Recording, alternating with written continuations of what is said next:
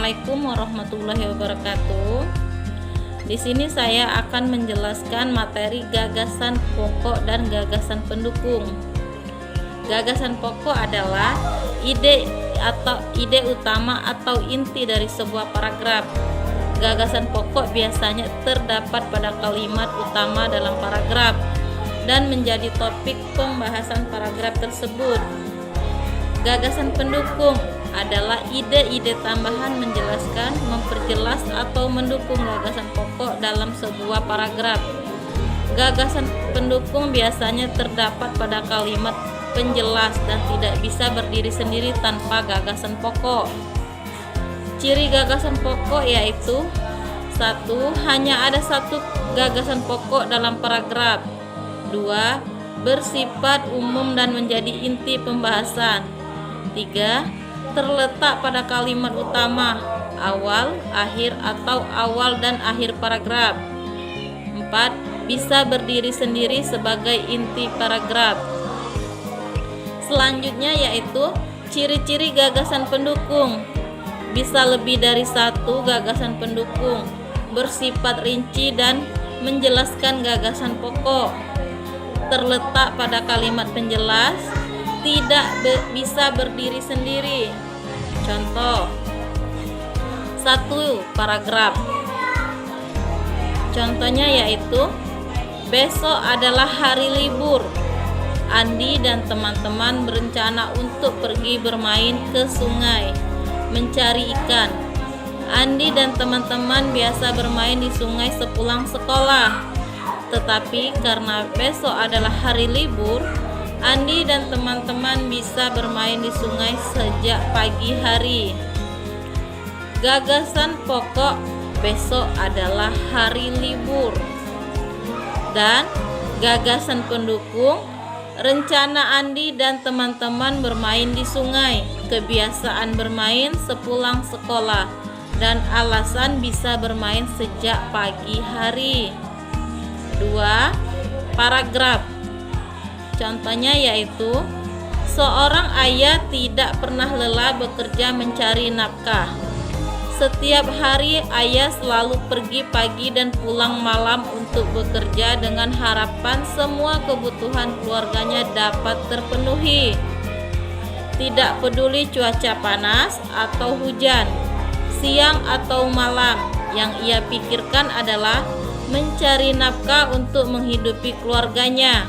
Karena bagi ayah keluarga adalah hidupnya. Gagasan pokok yaitu: karena bagi ayah keluarga adalah hidupnya. Sedangkan gagasan pendukung: ayah bekerja keras setiap hari, tidak kenal lelah dan berjuang untuk kebutuhan keluarga. Nah, untuk siswa kelas 4 SD sekolah. Untuk siswa kelas 4 SD, silakan lakukan tugas diskusi yang sudah Ibu bagi kelompok. Cari cara menentukan, yaitu: 1. Cari kalimat utama yang menjadi inti paragraf. Biasanya terletak di awal atau akhir paragraf. Kalimat utama bisa pendek atau panjang. Yang kedua, gagasan pokok biasanya sama dengan kalimat utama atau merupakan ringkasannya. 3. Gagasan pendukung adalah kalimat-kalimat lain yang menjelaskan atau memberi informasi tambahan tentang gagasan pokok. Dengan memahami gagasan pokok dan gagasan pendukung, kalian akan lebih mudah memahami isi sebuah paragraf atau teks bacaan secara keseluruhan. Selanjutnya yaitu materi penjelas alat gerak dan fungsinya kelas 5 SD, pelajaran IPA. Pengertian alat gerak. Alat gerak adalah bagian tubuh makhluk hidup yang berfungsi untuk melakukan sebagai gerakan pada manusia dan hewan. Alat gerak terdiri dari 2 jenis utama. Alat gerak aktif yaitu otot yang dapat bergerak dan menggerakkan bagian tubuh. Alat gerak pasif yaitu tulang yang tidak dapat bergerak sendiri tetapi menjadi tempat melekatkan otot dan penopang tubuh. Sistem gerak. Otot dan tulang bekerja sama membentuk sistem gerak. Otot sebagai alat gerak aktif menggerakkan tulang yang merupakan alat gerak pasif, sehingga makhluk hidup dapat melakukan berbagai aktivitas seperti berjalan, berlari, melompat, dan lain-lain. Fungsi alat gerak pada manusia.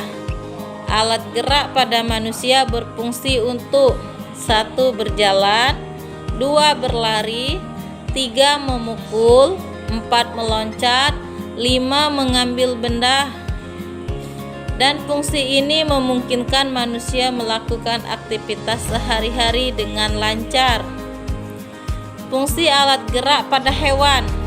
Hewan juga memiliki alat gerak yang berfungsi untuk berenang. Contoh, ikan menggunakan sirip dan ekor. 2. Melompat, berjalan, terbang. Contohnya burung menggunakan sayap. Berlari. Alat gerak pada hewan juga terdiri dari otot aktif dan tulang pasif yang bekerja sama untuk membantu hewan bergerak dan bertahan hidup. Contoh tulang dan fungsinya pada alat gerak manusia. Beberapa tulang penting dan fungsinya dalam alat gerak manusia antara lain: 1. Tulang hasta, penghubung antara lengan atas dan pergelangan tangan, membantu pergerakan tangan. 2. Tulang lengan atas atau bisa disebut dengan humerus, menghubungkan sendi bahu dan siku, membantu mengangkat dan menurunkan tangan. 3. Tulang mengumpil, membantu mengangkat benda dan menjadi tempat melekat otot lengan. 4. Tulang pergelangan tangan, penghubung antara tulang jari dan tulang lengan, tempat melekat otot tangan. 5. Tulang telapak kaki, menopang berat tubuh dan membantu mengatur sejak berjalan, berlari, dan melompat. Kesimpulannya, alat gerak manusia dan hewan terdiri dari otot tulang yang saling bekerja sama untuk memungkinkan gerakan. Otot berperan sebagai alat gerak aktif menggerakkan tulang sebagai alat gerak pasif, sehingga makhluk hidup dapat melakukan sebagai aktivitas fisik. Selanjutnya, untuk siswa kelas 5 SD, silakan lakukan tugas diskusi yang sudah Ibu bagi kelompok pengamatan gambar alat gerak. Demikian materi kita hari ini. Terima kasih Ibu ucapkan. Ibu akhiri dengan wassalamualaikum warahmatullahi wabarakatuh.